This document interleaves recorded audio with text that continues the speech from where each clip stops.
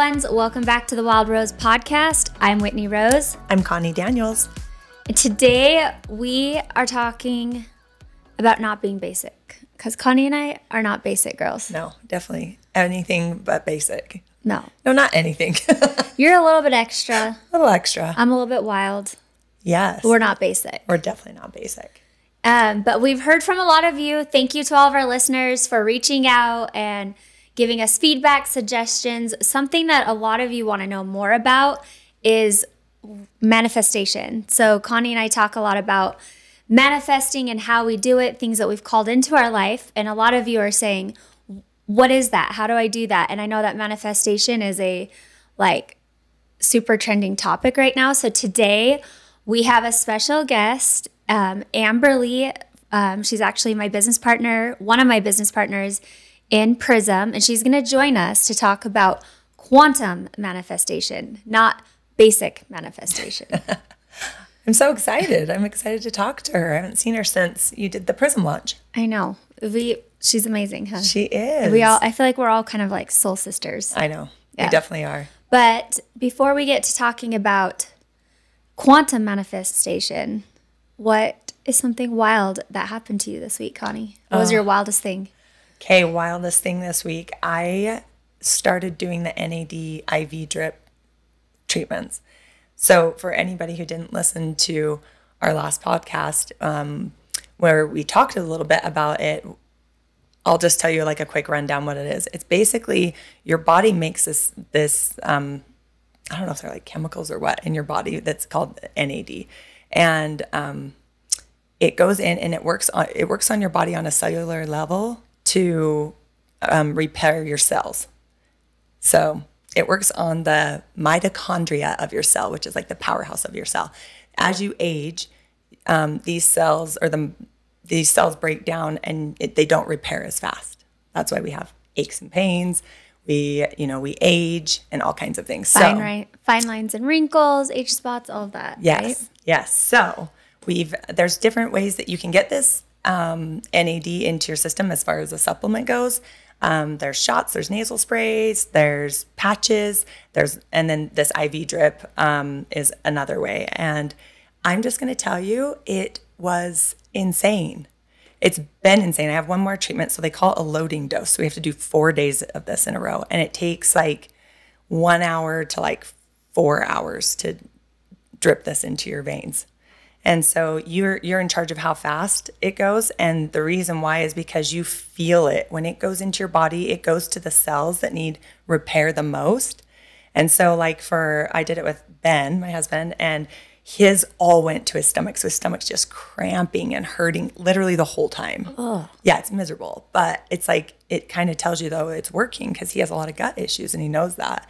For me, it's been in my throat and my neck and my chest and into my stomach. And it's so, I don't know, for me, it would come in waves. So yeah, when it gets really intense. What would intense, it feel like? Like painful? It's such an interesting feeling. It's basically it's like your muscles are cramping. It's like pressure and like sort of a burning sensation. It's very uncomfortable. It's terrible, actually. So it's really nice if you have somebody that can come to your house and do these. That you can get them done at these IV drip clinics and stuff, but you're literally sitting around with a bunch of people you don't know, and it's so uncomfortable, and it can make you sick. It didn't make us sick. So, but I've heard that it can. So, how do you feel after though? After you feel kind of well, for me, I felt pretty good the first time, but it wasn't as hard. The second time was a lot harder. I felt a lot more of it, and so it was. I was really drained after. And she said it's because your body is healing so many cells at the same time that it actually takes up a lot of your energy. So I felt drained. But ultimately, long term, you're going to feel a lot more energy. You're going to sleep better. It hits on so many different levels of your health. That's the exact opposite than what the guy told me. Really? The wellness center I just went to. Uh-huh. Because he felt like he had so much energy and it made him feel amazing. See, I think it's different for everyone, though.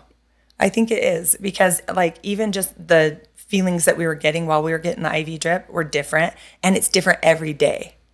Like the first day I felt really pretty good afterwards and I felt like I had like some energy. And then the second day I felt drained.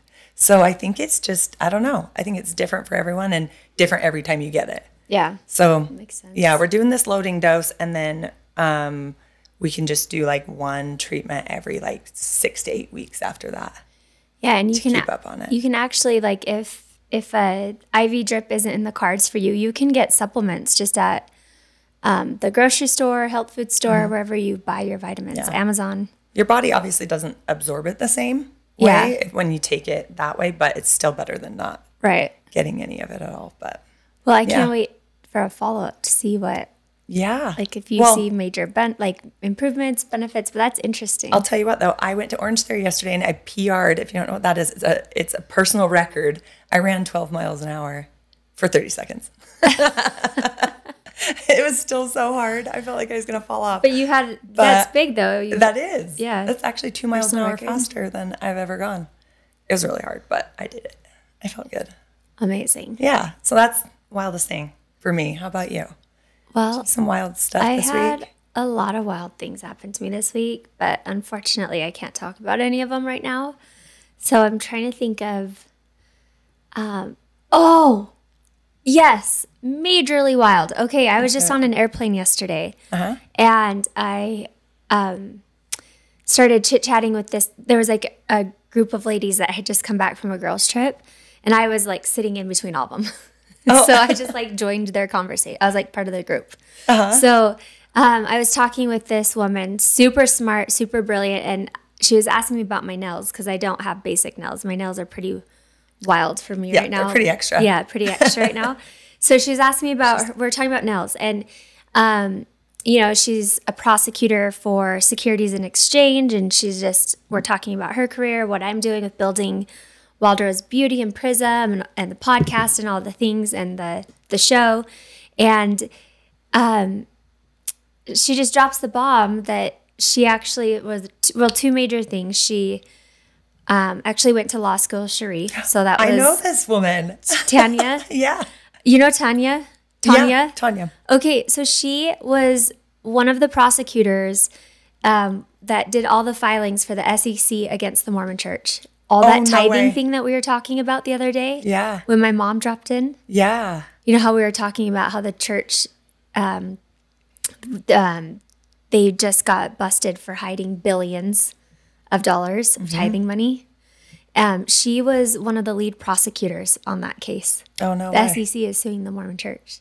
Yeah. I think they already like... I think they already filed it because they had to pay a fine already. Right. They already what's the word?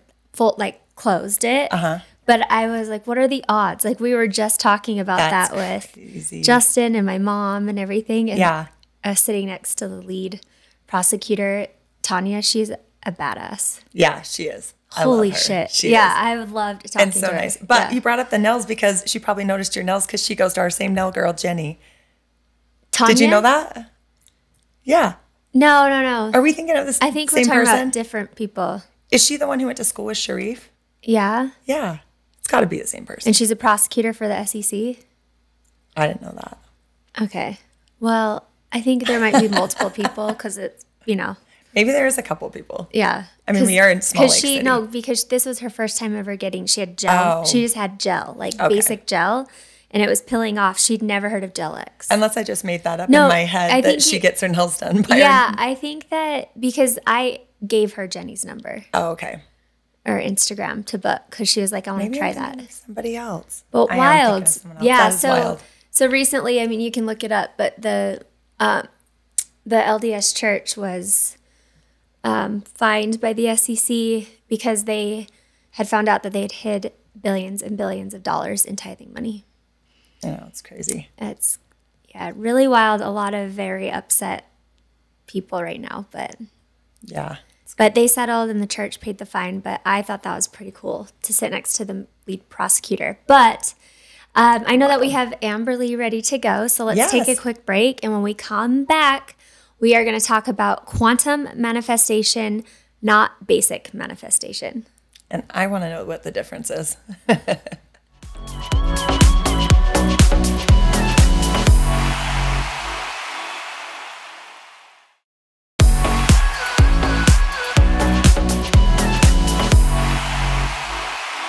Welcome back from the break. We have the gorgeous Amber Lee, aka Shocker Girl, and co-founder of Prism. Welcome, Amber Lee. Hi, ladies. So happy to see you. It's been a while. I know, we miss you so much. We were just talking about we need to see you again ASAP. I know. It's so good to see your pretty face. Yes. We're trying to plot a pop-up in Salt Lake City. Another one. Yeah. So hopefully she'll be getting down here soon. And we're missing Chantal today. She's not feeling well. But we're excited to have you. And did you notice that we're all wearing our sun rays? Ooh. Solar plexus action. Yes. Activated. We're living activated today. It's seriously the best piece. I never take mine off. And people always ask me about it.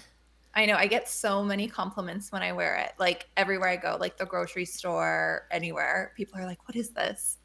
And I'm like, prismlifestyle.co. Go check it out. Well, we're excited to talk to you today about manifestation. I was joking with Connie that we're not talking about basic manifestation because we're not basic girls. We're talking about quantum manifestation. Yes. And I thought, who else better to talk to than the expert herself? Yes, because I want to know what the difference is between basic and quantum. Because when we're talking about like quantum physics, it's like over my head. So you might have to break this down. I'm going to make it like easy to digest. Awesome. Good. Yeah. That's good for especially beginners, not basic people, but beginners. Yeah. So what is quantum manifestation?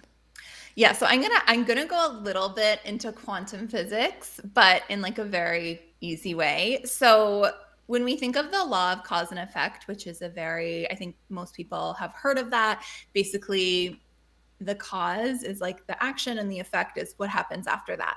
So in terms of quantum science, the cause is like the state of consciousness or the kind of idea being planted, and the effect is the manifestation that comes from that. So depending on our level of consciousness when a trigger happens, so cause and effect meet at the point of convergence. So the point of convergence is what's going to determine what the physical manifestation is. And the point of convergence is kind of determined by your state of consciousness and your vibration when the trigger happens. So the trigger can be a thought, a decision, a meditation. It can be a certain reaction to something. You know, we all have these kind of tapes playing in our head and these old programs. So if we're at a point of convergence, like, or a trigger happens and we react from a place of low consciousness and a place of like not being in our highest self because we have this like old tape playing in our head, then we can actually manifest the opposite of what we want. So we want to make sure that we're in this higher consciousness place, that we're being aware of our thoughts, behaviors, actions, and that is what's going to allow the manifestation to happen. And so many people have these like 5-step manifesting processes and all these different rituals and tools that they do. But if their consciousness is not in a high vibrational state, then the manifestation either won't happen or it'll happen and it'll have like a really negative effect on your life. So when you say like consciousness at a higher level, and you're like, it's our thoughts, the things we say, the things we do. So are you saying it's like being mindful of like where you're at?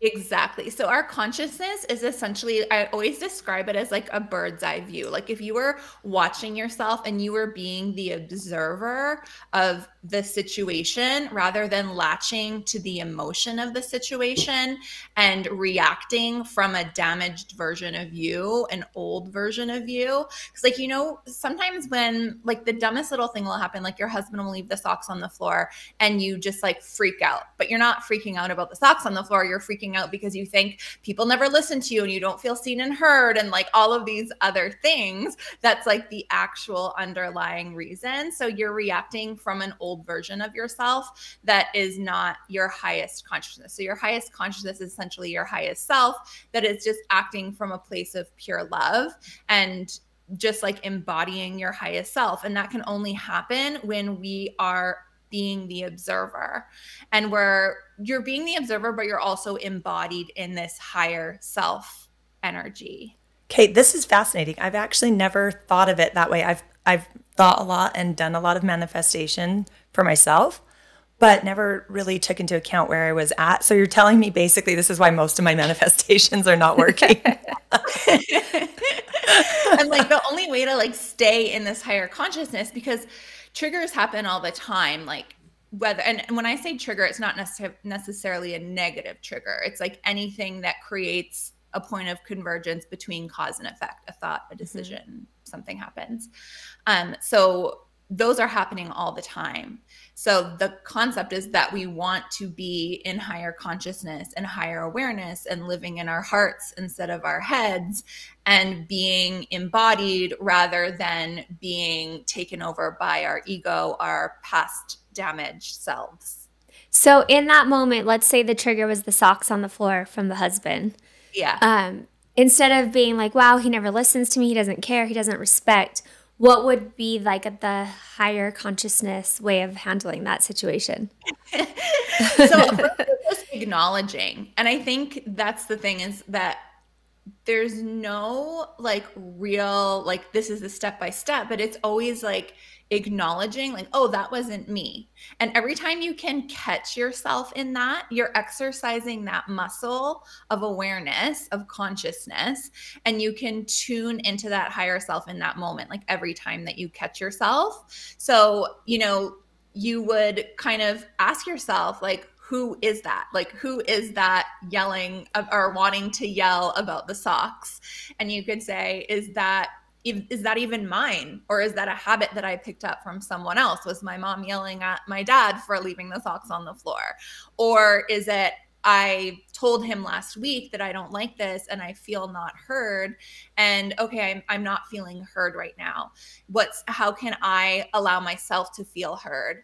And sometimes that's okay, I'm going to approach this from a place of higher consciousness. I'm going to have the conversation without emotion. And I'm going to be like, hey, you know what's funny, husband? I saw your socks on the floor and like I almost freaked out. And then I caught myself and I realized it's not about the socks. It's because I don't feel heard, which is interesting. And I feel like this maybe started when I was younger and this happened. So it's like, the fact of doing that is acknowledging yourself and hearing yourself and seeing yourself and loving yourself.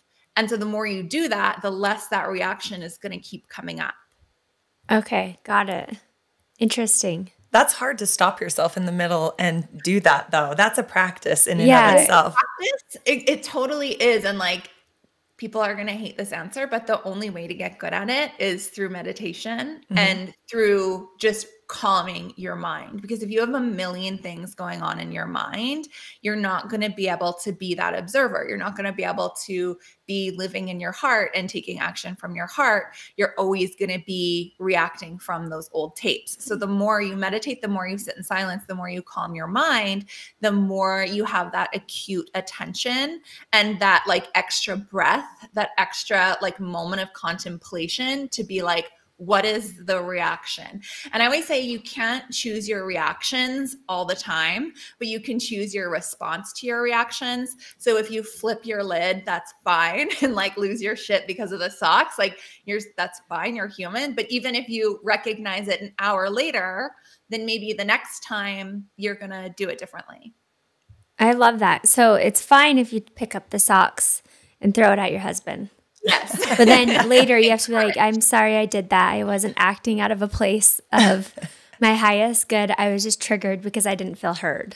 Exactly. I'm queen of doing that, like figuring it out later, but in the moment is the hardest time to do it. But more meditation and being in a calmer headspace, I can see how that would actually help you get there faster than an hour later. Yeah. So you on like using that in meditation, like when it comes to like the quantum side of it, we are like beings of quantum possibilities living in a realm of quantum possibilities. So if we can just embody that and know our power and be fully tuned in and like tapped in to that infinite power and knowing that you have control over your life and that you don't have to respond to every reaction, then you're open to miracles landing. So there's like a little ritual that I do where I literally like project my consciousness. So like I kind of picture that version of myself that is that all loving, like, you know, that higher self, goddess version of myself, and kind of project that consciousness kind of like out into space where it's like the quantum realm. And however you want to visualize the quantum realm, some people visualize it as like one of their gateway chakras, like up top their head. Some people visualize it being in space. Some people visualize it being a beautiful field or a garden, but basically like sending your consciousness there so that like you're consciously in tune with being in this higher vibrational space. And that like that visual of being in the quantum realm where quantum manifestations can happen, you can kind of just feel around you like an opening and being like, okay, I'm ready to receive quantum manifestations. And you can visualize however you want to visualize. Sometimes I visualize like lightning bolts kind of like hitting my consciousness and like just little sparks happening and allowing it to strengthen my consciousness. And then I bring the consciousness back down into my body. So because I feel like for the most part, Connie and I know what you're talking about, but I think a lot of people might not even really understand what quantum is. Like what, because when you're saying project your consciousness, it's like you are envisioning yourself in this place, correct? Exactly. So what is the quantum, like at a basic level? It's the infinite. So like the ability for anything and everything to happen. So we get programmed to a very linear, we are living in like and raised in a third dimensional matrix where there are limitations. If I want to lose 10 pounds, I need to eat 1,000 calories. If I want to drive to, or if I want to get to Salt Lake City, I need to get on a plane and it's going to take X amount of time. But like what we don't realize is that there's so many other possibilities in between those things that could happen. Someone with a private jet could knock on my door and be like, hey, I'm test piloting a new plane. Do you want to fly with me to Salt Lake? You know what I mean? Like the most random things could happen that we don't account for because we've created all these limited ideas of how things have to happen, how long they have to take. And this is very third dimensional. But if we can open up our minds to quantum possibilities, infinite possibilities, then we're opening ourselves up to create things in our lives. Like physical manifestations can come through way more quickly and like with a lot more ease than we think. Okay. Like, wow, you break it down really like very like in bite-sized chunks. This is beautiful. Yeah. So you have your Chakra Girl app, which I don't know if you want to do this with me, Connie, but we are talking about doing a 40-day challenge because I have the app. I just need to do it. Like I need to set an space every day for myself to start doing these rituals. So when you talk about these manifestation rituals and people can literally change their reality, right? And this higher, like the fifth dimension of thinking or whatever you call it, right? What kind of rituals can people do to make this happen? Yeah. So, I mean, I think it starts really with just tuning into your energy centers, which are your chakras. When you can do that, you're expanding your capacity in your mental body, your physical body, your soul body. Our chakras literally are in control of everything in our lives. I always say they're receptors and receivers. So they're continuously emitting a frequency, putting it out into the world, and then they're receiving the same frequency back. So everyone's heard of, or heard of like being high vibe, but everyone's also felt that. Like when someone walks in the room that is super happy and high vibe, it can literally change the energy of the room. If someone like walks in the room and is like Ross Geller, like, hi, like all mopey and sad, then it's gonna affect the rest of the room. So that's not just a mental thing. That's a vibrational feeling that people can feel. The person doesn't even have to be talking. Like you can feel what it's like. So our chakras are what are going to control what we're emitting and what we're receiving back. Can you quickly just go through the chakras? Yeah, for sure. So our root chakra is the base of our spine, and it runs down through your legs and your feet, and that controls your groundedness, your personal power, your ability to be moving forward. I always say the best analogy for root chakra is you need to root down to rise up. So it's not just about being stuck in the same place. Like when some people think of roots, that's what they think, but it's actually like you're so grounded in who you are that you're able to move forward. Oh, So if you're in like fight or flight, or you're in like a state of survival, or if you're like in this like standstill, it's usually root chakra issue. yeah, because I know a lot of meditations like guide you through thinking about roots coming out of your feet into the earth. Yeah. So that Yeah, if you're exactly. trying to go to a higher level of consciousness, you are doing it safely. Well, that's a whole nother topic, but like, Yeah. so that you can expand, but you're still Exactly. connected to the earth. Is that kind of what you're saying? Exactly. Yeah. Exactly. Yeah. Because Connie then and the I have had sacral- like this experience with a Reiki girl where she was pulling from our root chakra, like our feet, Yes. and we could physically feel energy flowing through Yeah. our feet. So cool. Yeah. No, it's really powerful. Okay, so you have your root, then what's next? The root, and then the sacral, which is like right below your belly button. It's all your sexual organs, your reproductive organs. And this is, and also like your kind of lower back, your mid back.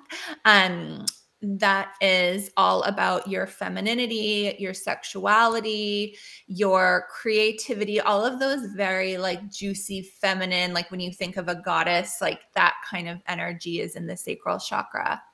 And when that is, when you've experienced sexual trauma or you've experienced a lot of shame, that can get blocked. So it'll block your creativity, it'll block you from embodying your feminine energy, and it'll also lead you to addictive behaviors.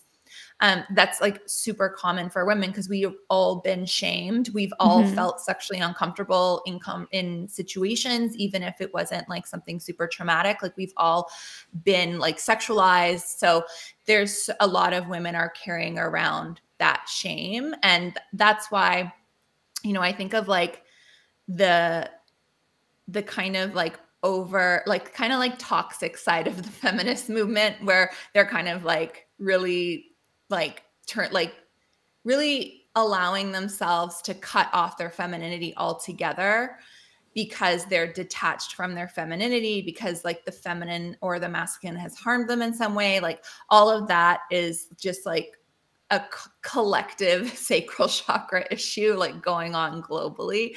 So women like really tuning into their bodies, tuning into their emotions, tuning into the rhythms of their body, tuning into like your period and like your flow and like getting used to the different stages of your cycle. Like that's such a powerful way to reconnect to your sacral chakra.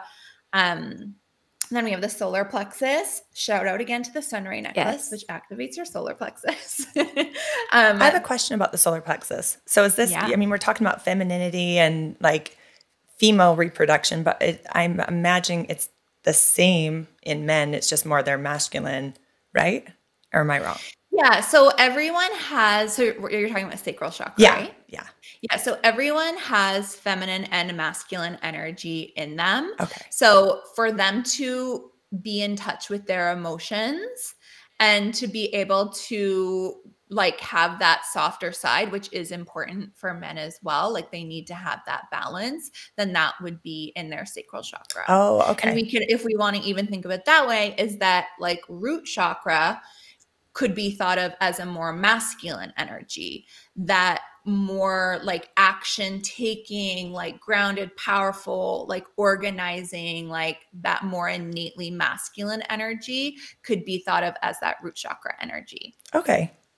Yeah. So we want them to be working together in synergy. Gotcha. So when you think of feminine and masculine, are you saying like you shouldn't really be thinking of it as like gender necessarily? Exactly. When I talk about feminine and masculine energy, I really mean like we all like within everybody. And I think of it like a battery. So the positive and negative of a battery is what makes that battery like powerful. And it's the same thing with us. If we can, as an individual, balance our feminine and masculine energies, that's when we're in our fullest power. And you've probably had that where you're too much in your masculine energy and you're like doing, and then you burn out, or you're in your feminine energy and you're just floating around and like not doing anything. And then you kind of like start to get a little lazy. So we want to balance those, whatever your gender is, like you want to balance that inside of you. Okay. Awesome. Yeah. And then we have the solar plexus, which is right above the sacral chakra. And I call this like our sunshine energy. So the sun ray necklace is like so powerful for helping us activate our solar plexus. But it's like that, I always say it's like our je ne sais quoi. Like it's that sparky, vibrant, magnetic energy where you walk in the room and people are turning their heads. Like that's the solar plexus energy. It's your motivation. It's your ability to manifest abundance. So we talk about root chakra also when it relates to abundance, but root chakra is more about financial security, and solar plexus is more about like opulence and abundance and bountifulness. So it's that really like juicy, you can have it all energy. It's like my favorite. But if it gets overactive, then that's when you can kind of burn yourself out. But yeah, so if you're someone who's lacking motivation, or you have this like crazy to-do list that's actually making you feel paralyzed, like you have so many things going. Yeah. That's like, me. Amber Lee always has to walk me through this. So that is again very common for women, because we've been burning ourselves out and like being in our masculine energy too much, and then it like fizzles out all of that amazing vibrant energy that we have. Yeah, and for me it's really tapped into. It makes so much sense because whenever I get my Reiki done, like my solar plexus is always blocked, and it like my spirit guides say like it comes through as self-worth. Mm-hmm. So that's interesting when you're talking about like your sunshine energy and your like abundance, all of that. Like maybe elaborate on why you designed, well, like what the sun ray, like talk a little bit about the sun ray. Yeah. So the sun ray is really about that solar plexus confidence. I always say like worthiness and confidence are kind of two different things.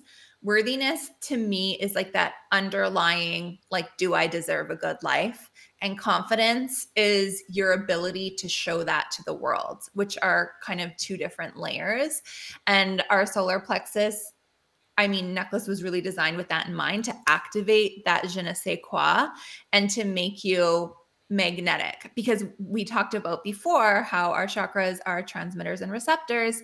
And so if we're in a place where we're transmitting this high frequency from our solar plexus, that's when we can manifest like crazy. And you think of all those people that are, all of us too, who have that, really high vibrational energy. And then you're always like, why are good things always happening to that person? And it's like, when you can really, I feel like if you really want to manifest like a beautiful life, you really need to have the solar plexus tapped in. So when we created this sun ray necklace, that was our intention of like, how can we create something that's going to allow people to tune into that energy and remind themselves of the bad bitches they are and to continue to embody that. And then that just turns on all of those receptors. Amazing. I love that. And that's why it's the most like gravitational like piece. Yeah. People really gravitate towards it. This piece now means a lot more to me because I didn't really understand all of that. So yes. Yeah. Well, and it also, like any of the pieces, you can put your own intention into it. Like they come with a little meditation. I don't know if you would have gotten it because I think you got your jewelry before we created this, but there's a ritual that's included that allows you to infuse your own intention into it.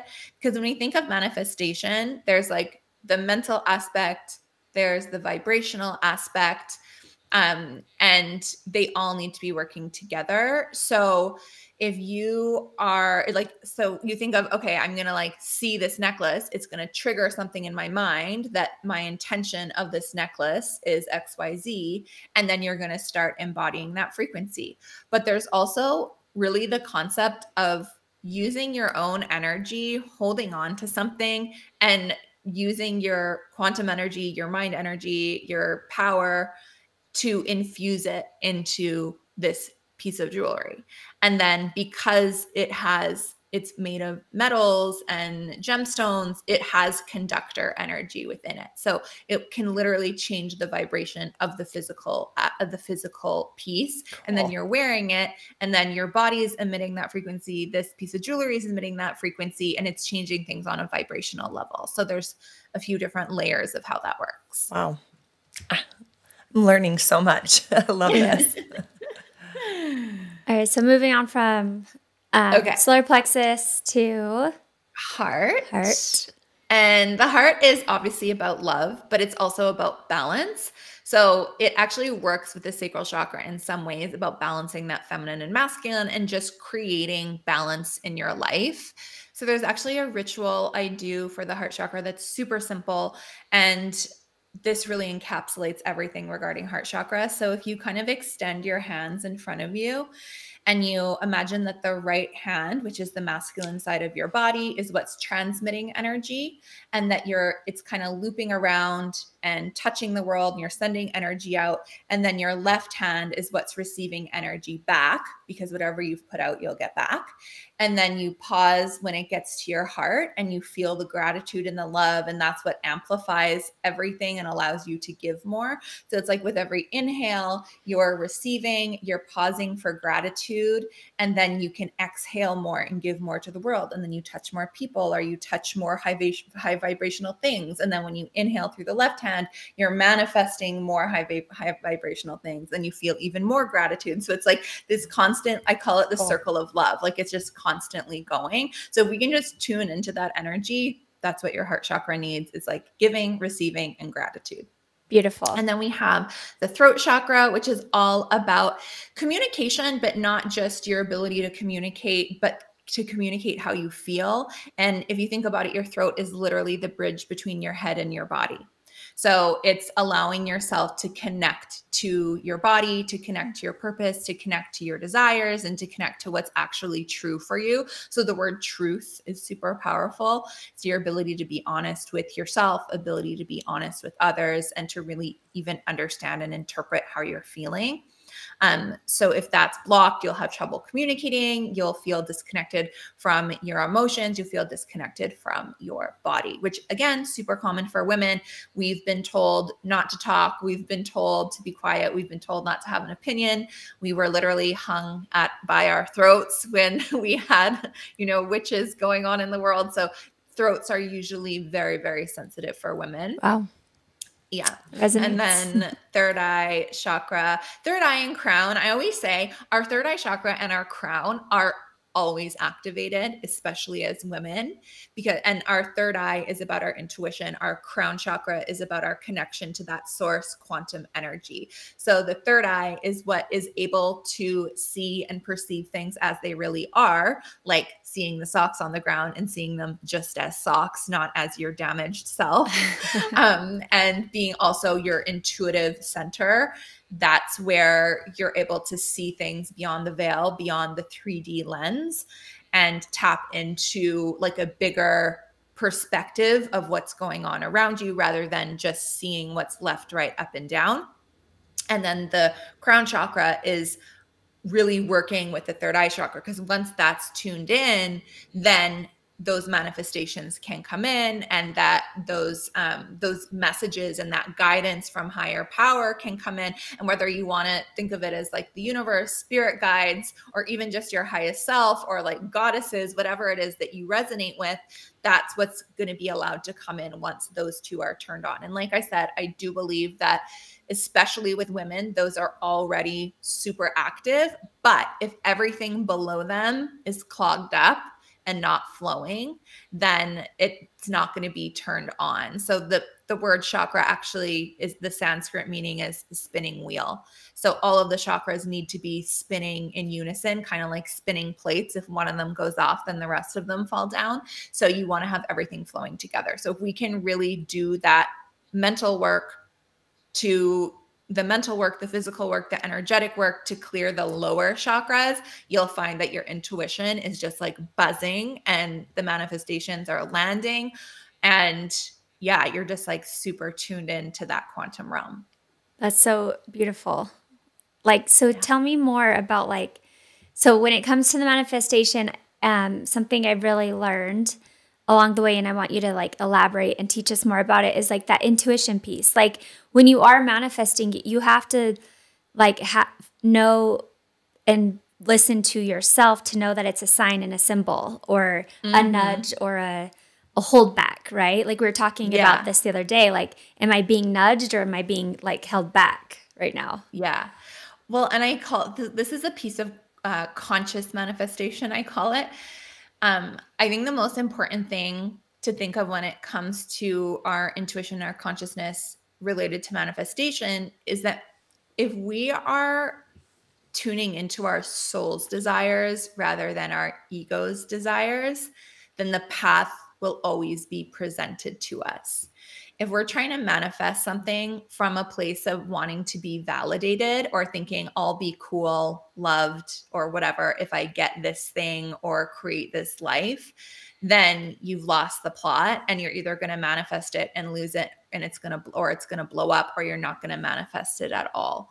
So tuning into like what you actually want, and then to your point, like taking the steps that are right in front of you. So our intuition will guide us to get the thing. And there's so many ways, so many quantum ways it can happen, like unimaginable ways that things can happen. We've all had that where we want something and we think it's going to take all of this work, but then it just lands. And that's because we've tuned into the consciousness of it. So yeah, connecting your intuition, taking the steps that are in front of you, not worrying about how it's going to happen. Like if you're just taking the steps that are in front of you and not focusing on how am I going to do this? Because that's forcing it. And manifestation does not happen with desperate bitch energy. Like you can't be in this like state of I need this and like clawing your way to it. Because again, that's too much masculine energy. And then the feminine energy doesn't have space to receive. So you need to like really just be receiving the guidance to allow the manifestation to land and not like overthinking it. Wow. I know, it's a lot to think about. I know. We're both just sitting here like processing. So like what is like one basic tip or like ritual for that? So yeah. So I mean, I always say manifestation is like equal parts obsessing over what you want and not giving a fuck about the result. So you have to like really like be really clear on what you want and get into the vibration of it. So really feel into what it feels like and how do you do that? The how. Is that so I like visualization, like number one. So I always like think about rituals as mind, body, soul, energy. So for your mind, like you'll want to write it down. Like you want to know exactly what it is. You want to get specific and you want to have this kind of linear understanding of exactly what you want. And then for your body, you need to be obviously working on that specific chakra and like tuning into to that energy field. And then for the soul, like you want to be visualizing it and really like seeing it. And that's what allows you to embody the energy of it. So when you can picture it in your mind, and I even like to incorporate the senses. So what do you see? What do you smell? What do you feel? What do you taste? Like what do you hear when you're there? And getting that specific, it allows it to physically be real to you. And your brain doesn't know the difference. Like your brain doesn't know the difference between a vision and something that's actually happening. So it's going to start firing off all of those receptors as if it's already yours. And once you've created those pathways and decided that it's already yours, and your mind, your body, and your soul and your energy think it's already yours, then it can start coming in. So yeah, I would write a list. Forget about how it's going to happen, visualize it. And then again, you can start to see those like quantum sparks going off. That's what I like to do. Like just seeing, like knowing like there's so many possibilities. There's so many ways that this can happen, and kind of just seeing all these little sparks around you in your energy field and feel them kind of like buzzing. Sometimes I can even like feel like the energy pulsating like around me, like getting a sense of the energy that's outside of your body, feeling the energy of your aura, and see if you can like sense that energy. And then, it just like opens up these new pathways. But obviously there's rituals that it's like, I can explain it, but you have to like kind of be, for me, like listening to a ritual audio, like a meditation audio that's like telling you exactly what to do. That's super powerful. We have literally a ritual called the Quantum Realm Manifestation Ritual, which includes journaling and a guided meditation and some different mantras to use. So like just creating the space, creating a practice is so important. Amazing. So we're going to take a quick break, but when we get back, I would love to hear how you got into all of this and let everyone know where they can find you and find your rituals. But so after the break, we will hear how Amber Lee, Chakra Girl, got into this.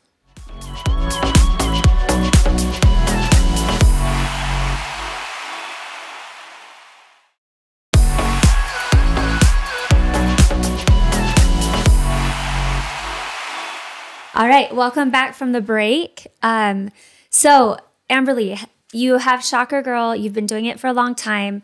Tell us your story. How did you get into this? Like, how did you learn about chakras? I know you're an intuitive. There's a lot going on. How did it, like, tell us how it all happened. Yeah, so I was a hot mess in my early 20s, as most of us are. And I was just like partying all the time and did not have my priorities straight, like dating all the wrong guys. And I just like had enough. Like I just kind of reached a breaking point, and I like wasn't physically feeling good. I like couldn't be by myself. Like I always had to be either like talking to someone or with someone. Like I really could not be by myself. And so I was in fashion school at the time, and randomly one of the girls was like, "Oh, do you want to go to yoga? You could like," because I was like gaining weight because I was drinking and like eating 4 a.m. pizza all the time. So I was like, "Yeah, I need to lose weight. Like, let's go."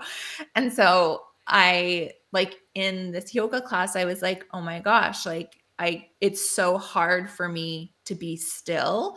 I was the only one like fidgeting and like feeling uncomfortable. And I just started to like tune into my body and be like, wow, I didn't realize how uncomfortable I feel in my body. I didn't realize how shallow I've been breathing. I didn't realize like all of the weird things. And then one day I went to go to yoga and I was late. So the only class available was a meditation class. So I went to the meditation class and I was like, okay, I'm going to give this a go. And the entire time I had like this huge lump in my throat, and I was like swallowing and like clearing my throat every 5 seconds. And I literally was like, wow, like now I understand what having a lump in your throat is. And so I asked the teacher about that after. I was like, I don't think this is for me. Like, I don't even think I can do this. Like something's wrong with my throat. Like I can't do this. And she's like, well, maybe you have a blocked throat chakra. And I kind of heard them talk about chakras. I didn't really know what it was. And I was like, okay, I'm going to like deep dive this. I started Googling it. I bought a crystal for my throat chakra. So I started sleeping with this crystal on my neck. I started doing this throat chakra meditation every single night. I was like, I'm going to give this 2 weeks. So I did it every day for 2 weeks, not for long, maybe like 5-minute meditation, if that, and like just laying there with this crystal on my throat. And 2 weeks was up and I felt like a completely different person. I was breathing differently. I was speaking differently. I feel like I looked different. I looked lighter. And I was like, okay, what else can I fix? And I just got so excited. And so I didn't like go to school for it. I wasn't like trained in it. I went to the school of hard knocks and I tuned into every single energy center in my body and healed it myself. And through doing that, especially with the throat chakra, like your purpose and your potential and your desire to share things with the world lives in your throat chakra. So as soon as that was clear, I was like, why don't people know about this? Like at the time, no one knew about this shit. This was like, I was like, I don't know, how long was that? That was 15 years ago. So people weren't talking about this stuff then. So I was like, I'm going to make it cool. I'm going to make it fun. And I actually started like a chakra jewelry company with like, I bought all these crystals and gemstones and started making these little bracelets, but I made it really fun. Like we had a hangover bracelet and we had like a shopaholic bracelet and stuff like that, just to kind of like make it modern and cute and approachable. And that kind of transitioned into, people weren't like that interested in the jewelry, but they were reaching out and being like, how do I heal this chakra? I want to start a business. I want to like do what you're doing, or I want to have an Instagram account, but I am so blocked. Like I feel insecure. So I was like, okay, well, I'm going to charge you for this. And I started like basically helping people heal their own chakras. Like I never came out and like said like, I'm a healer. I'm like, I healed myself, and I'm going to teach you how to heal yourself, because you can do that too. And that's a lot more powerful.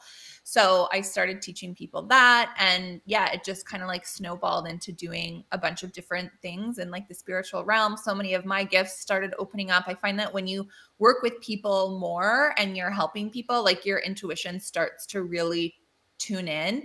And so, yeah, I've had multiple awakenings, have activated different like channeling capacities, and connected to different multi-dimensional beings. And it's kind of crazy, but yeah, it's all been happening over the last 15 years, and everyone has their own journey, but that's been kind of, yeah, the basis of how it's worked for me.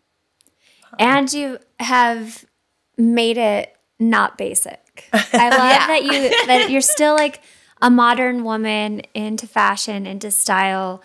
And it's like, exactly, you know, that's where Chakra Girl, Prism all came from, is like, yeah, it's about everything. It's about encompassing your full goddess energy. And I love that so much. I have a feeling that this whole connection between like the levels of manifestation that you talk about, like the extension piece of it, the nails, like I don't have basic nails. I love having nice nails, hair extensions, makeup, all of that, and beautiful jewelry. But that's like the physical manifestation of it too, right? Am I like connecting the dots here? Like I'm in the beauty industry.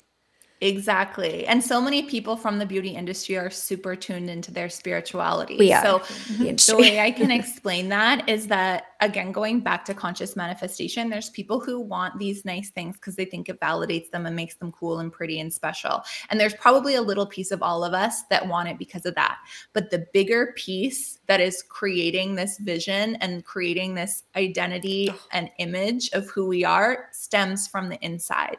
So if you are a goddess and tuned into that goddess energy on the inside, then that is going to start changing the way you physically look. You're going to start really living this more glamorous, elevated, luxurious life. It's just going to land for you. And you're going to be the embodiment of that inner goddess, that higher self, exactly what we were talking about at the very beginning of this episode. This is a perfect bookend. But to really embody that higher self, it starts to change things on the outside for you. And so if you're desiring or like wanting or living this beautiful, luxurious life that's not necessarily from a place of vanity or a need for validation, it's an expression of who you are on the inside. So just tune in and ask yourself. I always say the Instagram test, if I couldn't post this on Instagram, would I still want it? And if the answer is yes, then that's coming from the inside and it's not a way to seek validation. Well, thank you so much for taking the time to teach us more about quantum manifestation, tuning into our intuition, and our higher selves. Can you let everyone know where they can find you? Because you have the most killer rituals app. So it's like a great tool just at any level. So let us know where we can find you. Yes. So the best place is chakragirlco.com, and you can get a free 7-day trial of the app. You know what? F it. I'm going to give you guys a free month. Use code WILDROSE and you'll get a free month of the app. And then so you'll sign up at chakragirlco.com and then you can download it from the App Store or Google Play, log in with the credentials that you created on the website, and then you can use it on your mobile app on your phone. Awesome. Thank you for doing that for all of our listeners. That's amazing. So use code WILDROSE at chakragirlco.com. All right, we'll include that in the description of this podcast. Fabulous. That is so sweet of you. Thank you so much, Amber Lee. We love you so much. Thanks, ladies. Keeping the beautiful goddess that you are. Yes. Love you guys. Thank you. Again, thank you to all of our listeners. We love you. We hope that you are tapping into your higher self today, go check out chakragirlco.com. Download the app. She's giving you 30 days for free if you use code WILDROSE. Like, that is a phenomenal gift. I would take her up on that offer. I'm go do it on right now. But again, thank you for listening in. We love you. Reach out to us, DM us. We love to hear your feedback. And don't forget, be you, stay wild.